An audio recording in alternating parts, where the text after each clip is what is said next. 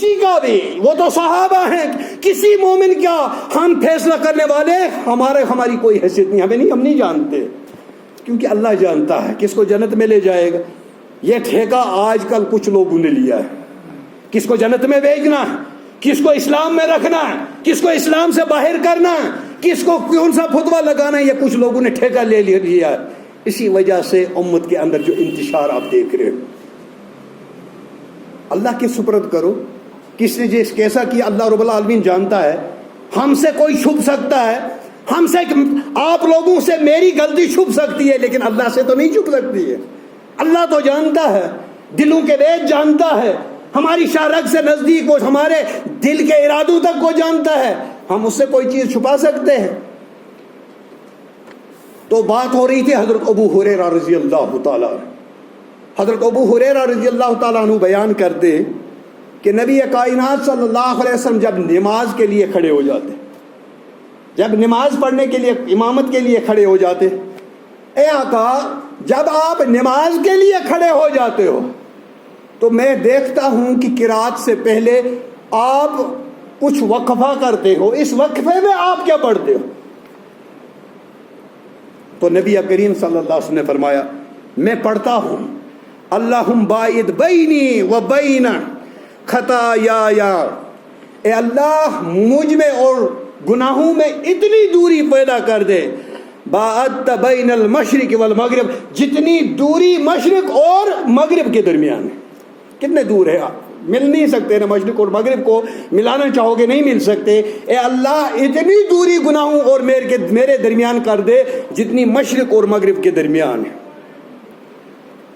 اللہم نقنی من الخطایا کما ینقی ثوب الابیض من الدانس، اے اللہ میرے گناہوں کو دھو ڈال، صاف کر ڈال، اس طرح سے جس طرح سے سفید کپڑا میل اور کچیل سے صاف ہو جاتا ہے۔ کون دعا کر رہے ہیں؟ کائنات کے سردار حضرت محمد رسول اللہ صلی اللہ علیہ وسلم، وہ دعا کر رہے ہیں اللہ میرے گناہوں کو دھو ڈال۔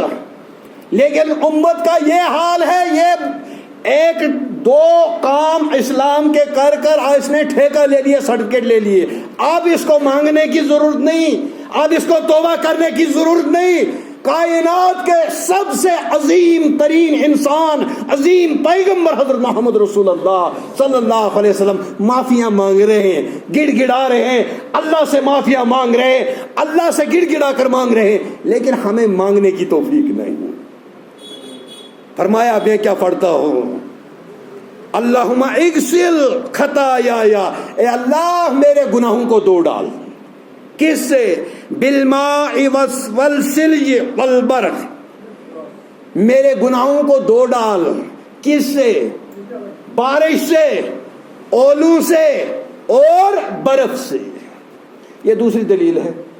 ہم تین پانیوں پر بات کریں جو اللہ رب العالمین نے آسمان سے نازل کیے، اولوں کا پانی، برف کا پانی اور بارش کا پانی۔ اور اس سے یہ معلوم ہو گیا، ہمیں دلیل مل گئی، اگر اولے پگھل جائیں اور اس کا پانی ہم وضو کے لیے استعمال کر سکتے ہیں، کوئی حرج نہیں۔ اور اگر برف پگھل جائے اور اس کے پانی سے ہم وضو کر سکتے ہیں، کیونکہ اس کے اندر جو دو خصوصیتیں ہیں، ایک خود پاک ہو اور پاک کرنے والا ہو، تو وہ دونوں خصوصیتیں اس کے اندر موجود ہیں۔ اگر برف کا پانی پگھل جائے، آپ برتن میں لے کر اسے وضو کر سکتے ہو، آپ کر سکتے ہو، یا کسی پہاڑ سے برف پگھل رہی ہے، وہ پانی نیچے آ رہا ہے، آپ اس سے وضو حاصل کر سکتے ہیں، طہارت حاصل کر سکتے ہیں اور نماز پڑھ سکتے ہیں۔ بارش کا پانی، تو ہمیں دلیل مل گئی کہ یہ جو پانی ہے اللہ رب العالمین نے جو آسمان سے تین قسم کے پانی بھیجے، یہ ہمارے لیے طاہر بھی ہیں اور مطہر بھی ہے، پاک بھی ہیں اور پاک کرنے والے بھی ہیں۔ اس سے ہم غسل حاصل کر سکتے ہیں۔ اگر کوئی کسی آدمی پر غسل واجب ہو گیا ہو تو اس سے جب وضو ہو گیا تو غسل بھی ہوگا، اس لیے ہم اس سے پاکی حاصل کر سکتے ہیں۔ اس کے بعد سمندر کا پانی، سمندر جو نہیں گئے ہیں لیکن آج کل ٹی وی کے اندر سمندر کو دیکھ لیتے ہیں، کوئی ایسا آدمی نہیں ہوگا جس نے سمندر کو ٹی وی میں تو دیکھا ہوگا، جو ادھر نہیں گیا ہے، بندرگاہوں پر نہیں گیا ہے، تو وہ اس نے دیکھا ہوگا۔ تو سمندر کا پانی 7 حصے دنیا کے اندر ہے، 3 حصے خشکی ہے جس پر انسانیت رہتی ہے، جس پر ہم رہتے ہیں، پورے اتنے کنٹریز جس پر گزر و بسر کرتے ہیں، وہ 7 حصے یا 3 حصے ہے، اور 7 حصے دنیا کے اندر پانی۔ اور اتنا بڑا پانی، اس کے لیے تو اللہ کے نبی صلی اللہ علیہ وسلم ان کا حکم موجود نہ ہو، ایسا ہو نہیں سکتا۔ حالانکہ نبی کائنات صلی اللہ علیہ وسلم نے سمندر کا کوئی سفر نہیں کیا۔ پوری تاریخ دیکھ لیجئے، نبی کائنات صلی اللہ علیہ وسلم کی سیرت طیبہ پڑھیے، اس کے اندر کہیں بھی آپ کو یہ نہیں ملے گا کہ نبی کائنات صلی اللہ علیہ وسلم نے سمندری سفر کیا۔ لیکن جب ہم قرآن پڑھتے ہیں، قرآن میں اللہ رب العالمین نے سمندر کا ذکر کیا، پانی کے اندر اندھیروں کا ذکر کیا، تو یہ ایک معجزہ ہے، نبی کریم صلی اللہ علیہ وسلم کی ایک سچائی ہے کہ جس آدمی نے سمندر کا کبھی سفر ہی نہیں کیا، سمندر کو کبھی دیکھا ہی نہیں، اور سمندر کی ایسی باتیں بیان کر رہا ہے گویا کہ یہ اللہ کی وحی کے ذریعے بات کر رہا ہے، اپنی طرف سے کوئی بات نہیں کر رہا ہے۔ یہ ان دہریوں کے لیے جو دہریے نبی کائنات صلی اللہ علیہ وسلم پر اعتراض کرتے ہیں، جس طرح سے ایک دہریہ سلمان راشدی ہے، جس طرح سے ایک تسلیمہ نسرین ہے، اسی طرح سے بہت سارے دہریے ہیں جو نبی کائنات صلی اللہ علیہ وسلم کی سیرت طیبہ پر انگلی اٹھاتے ہیں۔ ان کی ایسی ہی مثال ہے کہ ایک آدمی جب آسمان پر تھوکتا ہے تو وہ تھوک اس کے اپنے منہ پر گرتی ہے، اصل میں وہ آسمان پر نہیں تھوکتا، وہ اپنے منہ پر تھوک رہا۔ تو یہی حال جو ہے سلمان ندوی کا ہے، جس نے پچھلے بار ایک بکواس کی تھی حضرت ابو ہریرہ کے بارے میں رضی اللہ تعالیٰ عنہ۔ سمندر کا پانی، اب ہم اس کے لیے دلیل دیکھتے ہیں، کیا یہ سمندر کا پانی نبی کریم صلی اللہ علیہ وسلم نے اس سے پاکی حاصل کرنے کی اجازت دی ہے کہ نہیں؟ اور جو گیا ہوگا، میں خود گیا ہوں، سمندر کا پانی جو ہے وہ بہت کھاری ہے۔ جیسے آپ 1 لیٹر پانی میں 1 آدھ پاؤ یا 1 پاؤ نمک ملاؤ گے، وہ کیسا کھارا ہوگا؟ تو ایسا ہی کھارا پانی جو ہے سمندر کا ہے، کیونکہ میں نے ٹیسٹ بھی کیا ہے یہ وہ پانی۔ لیکن حضرت ابو ہریرہ رضی اللہ تعالی عنہ، صحابہ جو تھے وہ حریص تھے، وہ چاہتے تھے کہ نبی کریم صلی اللہ علیہ وسلم سے احکامات حاصل کیے جائیں، شریعت کے مسئلے پوچھے جائیں، شریعت کا علم سیکھا جائے۔ تو حضرت ابو ہریرہ رضی اللہ تعالیٰ عنہ نے سوال کر دیا، یا رسول اللہ صلی اللہ علیہ وسلم، ہم سمندری سفر کرتے ہیں، ہمارا سمندری سفر کرنے کا ارادہ، سمندر میں جا رہے ہیں، ہمارے پاس پینے کے لیے پانی ہے، حالانکہ سمندر کے اندر بھی چشمے ہیں، سمندر کے بیچ میں اللہ رب العالمین نے پینے کے لیے پانی بھی رکھا ہے۔ فَبِأَيِّ آلَاءِ رَبِّكُمَا تُكَذِّبَانِ، میں نے اتنی نعمتیں اے انسان تجھے عطا کی، کون کون سی نعمت کو ٹھکراؤ گے؟ کس نعمت کا تم انکار کرو گے؟ اے کائنات کے لوگوں، میں آپ کا خالق ہوں، میں آپ کا بنانے والا ہوں، میں جانتا ہوں آپ کو کون سی کس چیز کی ضرورت ہے، میں جانتا ہوں کہ آپ کے دل میں کیا ارادہ ہے، میں جانتا ہوں آپ کے دل کی کیا خواہش ہے، مجھ سے مانگو میں پوری کروں گا، غیروں سے مت مانگو۔ اگر غیروں سے مانگ لیا تو اللہ سے شرک کر لیا، اللہ بولتا ہے کہ میں ناراض ہو جاؤں گا۔ یہ معاف کرنے والا جرم، یہ ایسا جرم ہے جس کی معافی نہیں تب تک جب تک توبہ کر کے توحید پر نہ آ جائے۔ تو حضرت ابو ہریرہ رضی اللہ تعالیٰ عنہ نے پوچھا، یا رسول اللہ صلی اللہ علیہ وسلم، سمندر کا سفر کرتے ہیں، ہمارے پاس پینے کا پانی ہوتا ہے، نماز کا وقت ہو گیا، اب ہم نے نماز پڑھنی ہے، اے آقا اگر ہم پانی پینے کے لیے رکھا ہے اس سے وضو کریں تو ہماری جان چلی جائے گی، یعنی پیاس سے مر جائیں گے، پیاس سے ہمارا برا حال ہو جائے گا، پیاس سے ہماری جان چلی جائے۔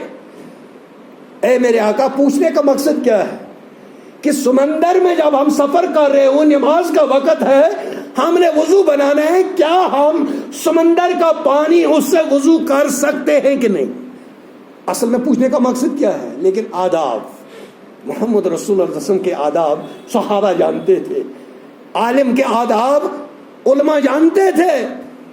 علماء کی قدر کرنا سیکھنا ہے ہمیں، علماء کی عزت کرنا سیکھنا، لیکن ان علماء کی جو علماء حق ہوں، جو انسانیت کو حق کی طرف لے جاتے ہیں۔ علماء سو کے پیچھے چل کر دن بدن نئے نئے فرقے بنتے جائیں گے، کبھی امت کا اتفاق اور اتحاد نہیں ہوگا۔ حضرت ابو ہریرہ رضی اللہ تعالیٰ نے پوچھا، اگر ہم اس پانی کو پیتے ہیں تو ہم ہلاک ہو جائیں گے، پانی کہاں سے لائیں؟ اگر اس سے ہم وضو کرتے ہیں، پانی پیئیں گے کیا؟ اگر پی لیا تو وضو نہیں کر سکتے ہیں۔ پوچھنے کا اصلی مقصد کیا ہے؟ کیا ہم سمندر کے پانی سے وضو کر سکتے ہیں کہ نہیں؟ نبی کائنات صلی اللہ علیہ وسلم نے فرمایا سمندر کا پانی پاک ہے اور اس کا مرا ہوا جانور بھی پاک ہے۔ دو مسئلے معلوم ہوئے، ایک سوال کے لیے تحقیق ہوئی، اللہ کے نبی صلی اللہ علیہ وسلم نے دو کا جواب دے دیا، ایک ساتھ میں اور ملا، یعنی کہ آپ یہ پانی جب پاک ہے، یہ طاہر ہے، مطہر بھی ہے، خود بھی پاک ہے اور پاک کرنے والا ہے، آپ وضو کر سکتے ہیں، اور اس کا مردہ جانور پاک ہے، یعنی مچھلی جب اس کے اندر مر جاتی ہے وہ پاک ہے، چاہے آپ نے زندہ کو پکڑ لیا پھر بھی پاک ہے، مرنے کے بعد اگر مری ہوئی آپ کو سمندر سے ملی تو وہ بھی پاک ہے۔ دو چیزوں کا فائدہ ہوا۔ ایک سکالر کہتے ہیں کہ میں اس علاقے کا سفر کرنے گیا جہاں پر کھانے کے لیے سب سے زیادہ میٹ، مچھلی، کیکڑے وغیرہ یہ ملتے ہیں فرائی کر کے۔ بولا میں 3-4 دن کا بھوکا تھا، امام مالک رحمۃ اللہ علیہ نے فرمایا مچھلی ہی نہیں کیکڑے بھی۔ انہوں نے فرمایا جب اس میں نبی کریم صلی اللہ علیہ وسلم نے فرمایا سمندر کا مردہ حلال ہے، اس میں سب جانور آ جاتے ہیں۔ یہ کس کا فتویٰ ہے؟ حضرت امام مالک، امام دار الحجرہ، جو مدینہ کے امام تھے، جو مدینہ میں اپنے اسٹوڈنٹوں کو پڑھاتے تھے، ایک درخت کے نیچے بیٹھ کر حدیثیں پڑھاتے تھے۔ تو وہ سکالر کہتا ہے کہ میں جب وہاں چلا گیا تو ہوٹل میں چلا گیا، بولا مجھے ان کی زبان بھی سمجھ نہیں آتی تھی، بولا میں نے ٹک کر دیا، ان کی زبان ہی ایسی تھی۔ بولا قدرت 2 منٹ کے بعد میرے ٹیبل پر کیکڑے جو ہیں فرائی کر کے انہوں نے رکھ دیے، کیکڑے میرے ٹیبل پر رکھ دیے، ان میں سے کچھ فرائی ہو چکے تھے اور کچھ کچے تھے۔ وہ سکالر کہتا ہے کہ میں نے کچے سائیڈ میں کر دیے، جو فرائی ہوئے وہ کھانے لگا اور امام مالک پر دعائیں پڑھنے لگا۔ اگر امام مالک نے یہ فتویٰ نہیں دیا ہوتا تو میری جان جانے کا خطرہ تھا۔ بولا میں ان کو دعائیں کر رہا ہوں، اللہ ان کا مقام بلند کر دے، ان کا مرتبہ بلند کر دے، انہوں نے یہ فتویٰ دیا ہے، میری جان بچ گئی۔ اب کیا فتویٰ ملا وہاں سے کہ سمندر کے پانی سے ہم وضو بھی کر سکتے ہیں، اور اس کا مردہ ہم سب سے زیادہ اس میں مردہ کیا سمجھتے ہیں؟ مچھلی حلال ہے۔ اب اللہ رب العالمین نے فرمایا جب جانور کو ذبح کرو گے، جب اس سے خون نکلے گا، جب ذبح کرو گے بسم اللہ اللہ اکبر پڑھو گے، اس کے بعد کھانا ہے۔ اگر جانور خود مرا ہو اس کو نہیں کھا سکتے، حرام ہے۔ سورہ مائدہ پڑھیے، سورہ بقرہ پڑھیے، قرآن کے بہت سارے مقامات ہیں جہاں پر اس کی تفصیل دی گئی ہے۔ خود جو مر جائے جانور وہ ہمارے لیے حرام ہے، اس کو نہیں کھا سکتے۔ اب ہم مچھلی کس بنیاد پر کھا رہے ہیں؟ بنیاد کیا ہے کہ نبی کائنات صلی اللہ علیہ وسلم نے فتویٰ دے دیا جو اس میں مردہ ہے سمندر کا، یعنی اگر مچھلی مری ہوئی ہے تو یہ پاک ہے۔ دوسرے مقام پر ایک صحابہ کی چھوٹا سا سریہ کہیں جا رہا تھا سمندر کی طرف، ان کا کھانا پینا ختم ہو گیا، پورا زادرہ ختم ہو گیا۔ سمندر کے کنارے ہیں، اب سوچ رہے ہیں بہت دور جانا ہے، 5 دن 10 دن کا سفر ہے، جب تک پہنچیں گے ہم ہلاک ہو جائیں گے سارے۔ کچھ نہیں ملا، کوئی بستی نہیں، کوئی لوگ نہیں۔ تو اللہ رب العالمین نے لہروں کے ساتھ ایک بہت شارک کو بھیج دیا۔ شارک مچھلی بہت بڑی ہوتی ہے، وہ آپ دیکھتے رہتے ہو ٹی وی میں بھی، وہ ٹنوں میں اس کا وزن ہوتا ہے۔ تو صحابی نے اجتہاد کیا اور اس کو کھانا شروع کر دیا مچھلی، اور کوئی 400-500 یا بہت بڑی جماعت تھی، ان سب نے کھایا، 1 ہفتہ کھایا۔ وہ صحابی کہتے ہیں کہ ہم موٹے تازے ہو گئے، اور پھر اس کی پسلی کو ہم نے کھڑا کیا، پسلی ہوتی ہے نا یوں شکل میں آرک میں، بولا پھر اس کو زمین پر رکھا تو ایک اونٹ پر سوار ایک آدمی اس کے نیچے سے گزرا، اتنی بڑی پسلی تھی، تو کھایا۔ لیکن بولا ہم نے تو کھا تو لیا، لیکن نبی کریم صلی اللہ علیہ وسلم سے پوچھنا، ہم نے سوچا کہیں ہم نے غلط تو نہیں کیا، ہو سکتا ان کو اس حدیث کے بارے میں پتہ نہ ہو، ایسا ہو سکتا ہے۔ لیکن آج کل جو مولوی صاحبان ہیں وہ بولتے ہیں مجھے سب کچھ پتا ہے۔ صحابی کو بھی پتہ نہیں ہو سکتا کسی حدیث کے بارے میں، ایک صحابی نے سنا دوسرے نے نہیں سنا، جب اس کے سامنے وہ کام ہوا اس نے یاد دلایا لے صحابہ کی یہ صفت تھی، وہ جب نبی کریم صلی اللہ علیہ وسلم کی سنت کو سنتے تھے اس پر عمل کرنا شروع کر دے۔ ہم اعتراض کرنا نہیں، میرا مولوی غلط نہیں ہو سکتا، ہم صرف مولویوں کی طرفداری کرتے، ہم نے دین کی طرفداری کبھی نہیں کی۔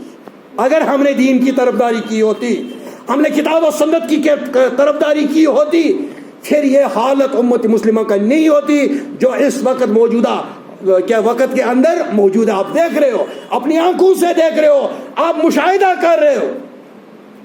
مسلمان کا کام تو جب نبی کریم صلی اللہ علیہ وسلم کی حدیث آئے اپنی آنکھوں سے اپنے سر پر رکھ لو، اس پر عمل کر لو، تمام اختلافات، چاہے اپنا عالم کتنی بھی بڑی ٹوپی لگانے والا ہو، کتنی بھی بڑی پگڑی والا ہو، لیکن نبی کی بات کے سامنے اس کی بات کو دیوار پر مار دو، جس طرح سے حضرت امام ابو حنیفہ رحمۃ اللہ علیہ نے فرمایا جب نبی کی بات آ جائے میری دیوار کو دیوار پر مارو، میری بات کو دیوار پر مارو، نبی کی بات پر عمل کرنا شروع کر دو۔